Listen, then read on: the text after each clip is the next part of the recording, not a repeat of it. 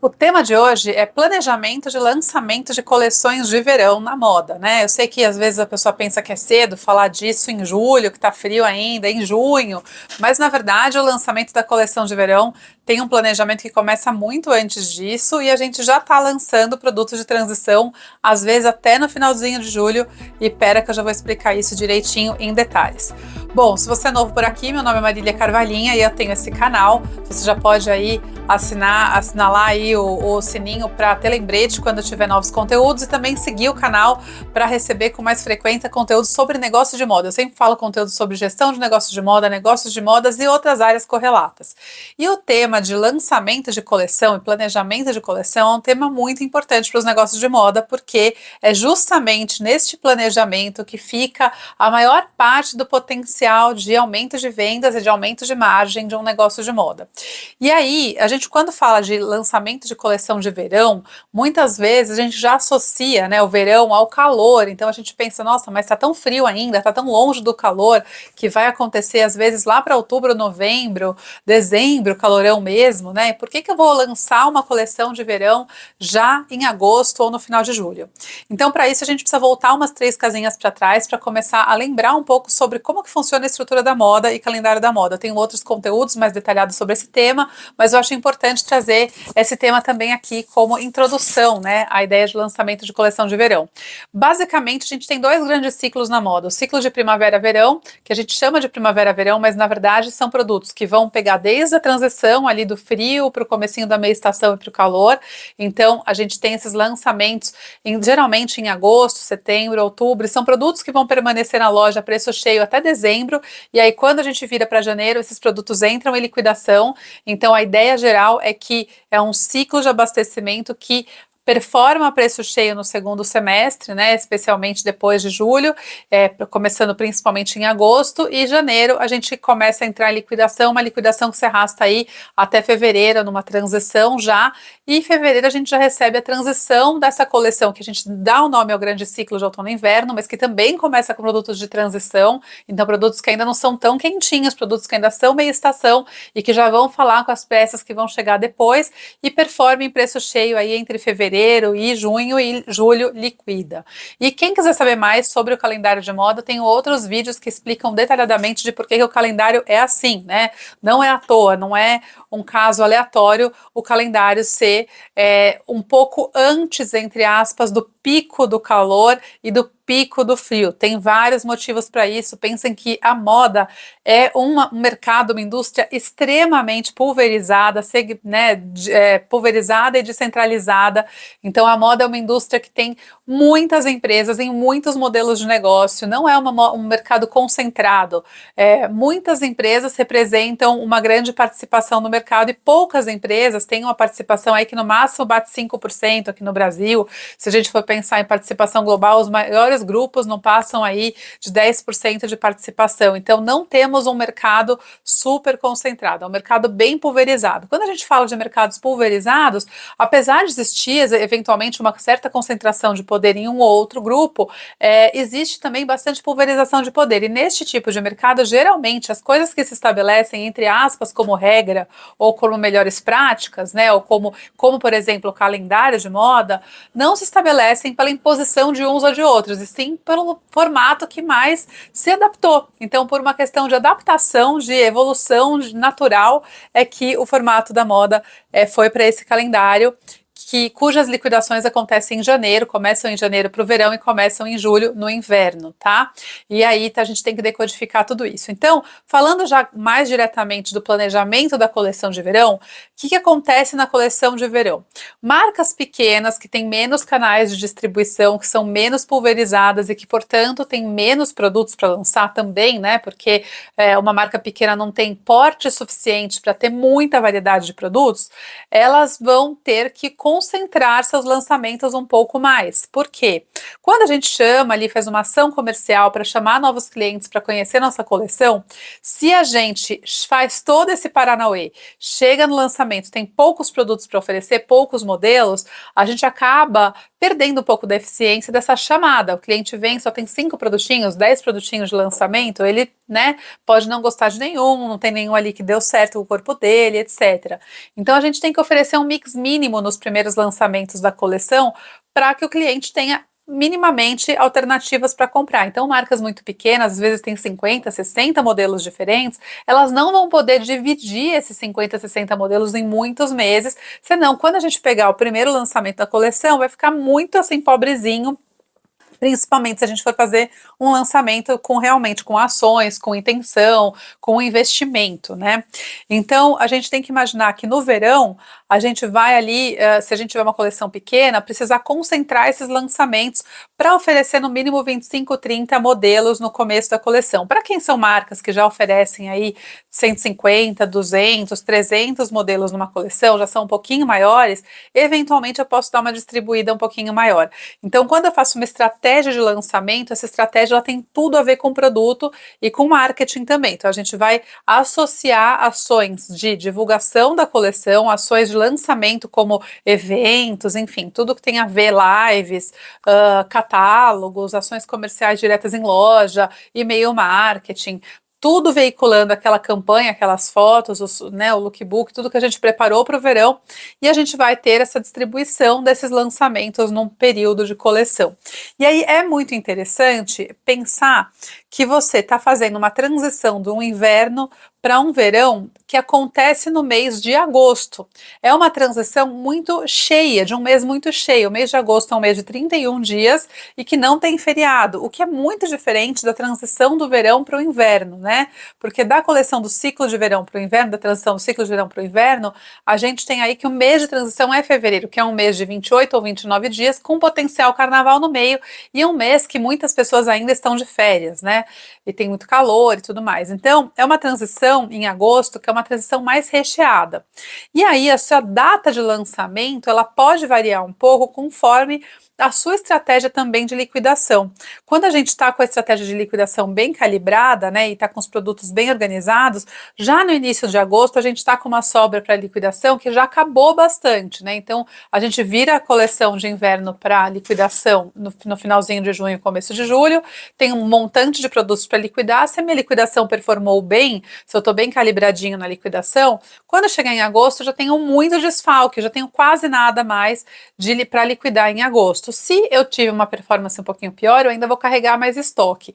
Então, quanto essa carga de estoque que eu estou carregando para a próxima coleção, para o próximo mês, para agosto, e quanto que isso pode ainda ter potencial de vendas, pode nos ajudar a definir o lançamento dessa primeira entrada de verão, se ele vai ser bem no comecinho de agosto ou mais para o meio de agosto. Eu diria que até o meio de agosto é bem tolerável, não é tarde, tá, gente? Porque tem muitas marcas que lançam alguma coisinha no final de julho, alguma coisinha no começo, ou lançam a coleção no começo de agosto, mas também é tolerável que o primeiro lançamento de verão seja no meio de agosto, caso você esteja carregando muito estoque, tenha uma boa estratégia de aproveitar bem essa liquidação até começo de agosto.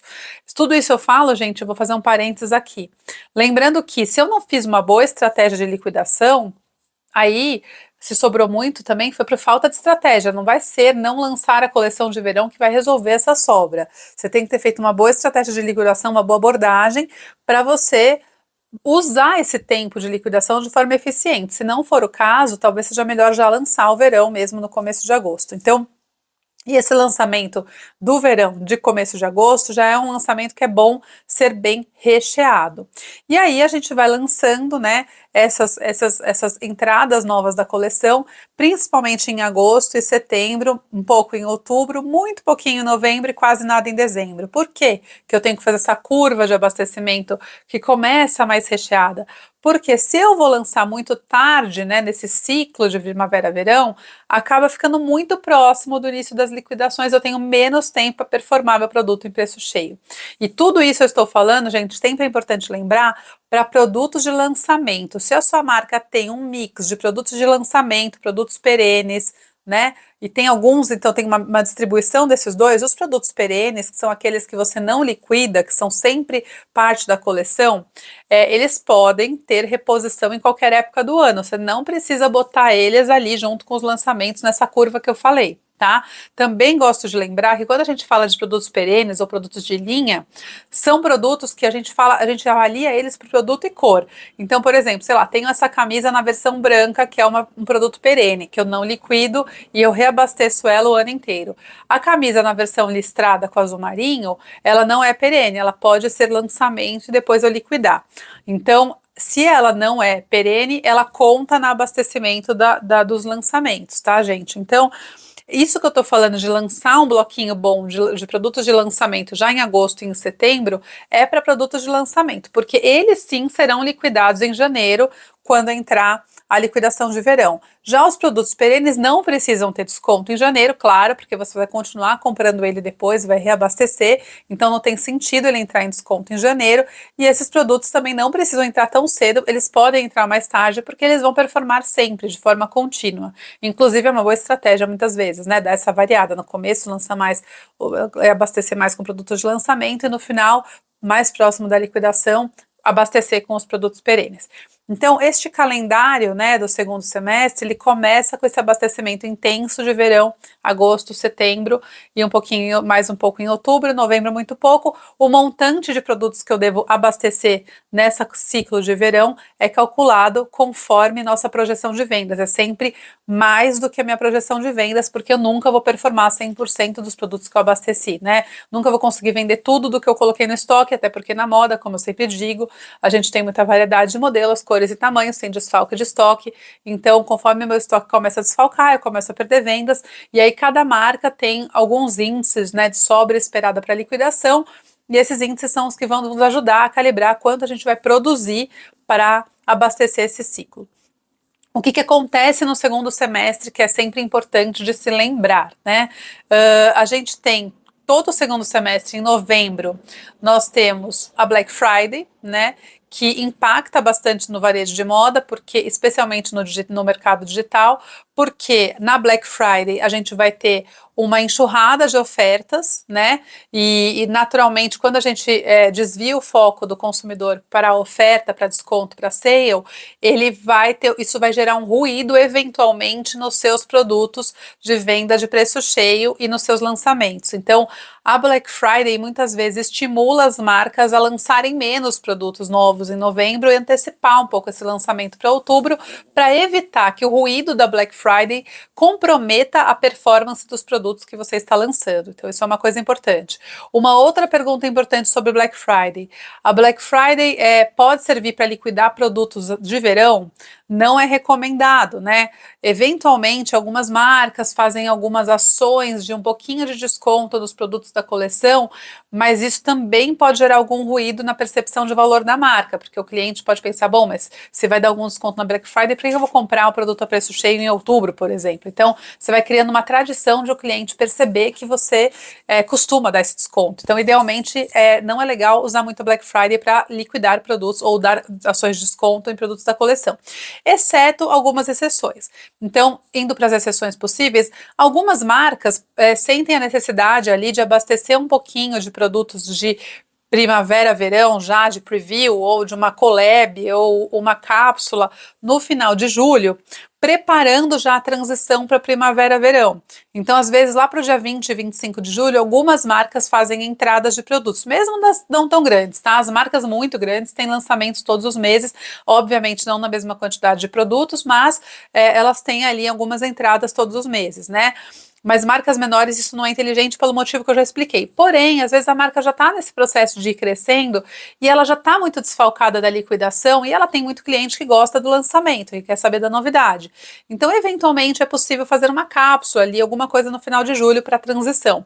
Essa cápsula, se sobrar alguma coisa, talvez eu possa puxar ela para liquidação na Black Friday, e eu tenho que tomar sempre cuidado com esses ruídos. Talvez um tiquinho de alguma coisa de agosto, mas sempre com muito cuidado, avaliando marca a marca. De toda maneira, gente, é necessário lembrar que existe a Black Friday no segundo semestre para, desde o início, planejar, né, os seus lançamentos, considerando que novembro será um mês com o comprometimento de temas na Black Friday. Você não gosta de Black Friday, não quer fazer Black Friday, discorda da Black Friday, beleza, mas ela vai continuar existindo.